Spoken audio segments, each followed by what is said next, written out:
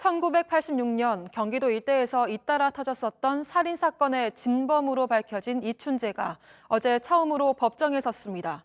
연쇄살인사건의 진범이 자신이라고 밝혔는데 복역 중에 이 사건을 다룬 영화를 보고 나서도 아무런 느낌이 들지 않았다고 말했습니다. 김도훈 기자입니다. 영화 살인의 추억의 마지막 장면은 배우 송강호가 정면을 뚫어져라 쳐다보며 끝납니다.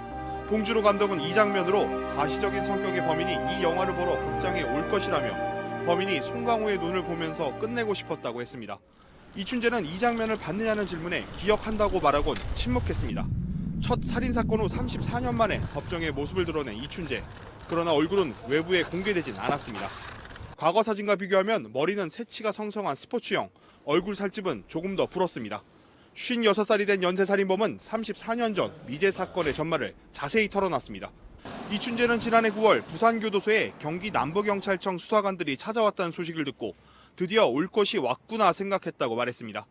그러면서 8, 90년대 경기도 화성군과 청주 일대에서 벌어진 10여 건의 연쇄살인 사건은 자신이 진범이 맞다고 했습니다.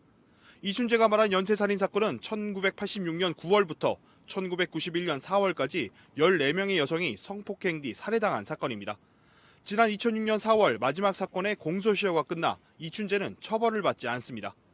이춘재는 자신의 범행이 영원히 묻힐 거라고는 생각하지 않았다며 잡히지 않으려고 증거를 없애거나 철저히 사전 계획에 따라 범행하지는 않았다고 말했습니다.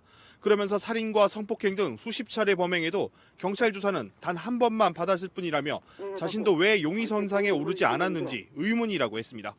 8차 사건도 20년간 옥살이를 한 윤성효 씨가 아닌 자신이 저지른 게 맞다며 당시 상황을 자세하게 설명했습니다. 이춘재는 법정에서 사건 관련 모든 분들께 죄송하고 반성하고 있다며 사죄하는 마음이라고 밝혔습니다.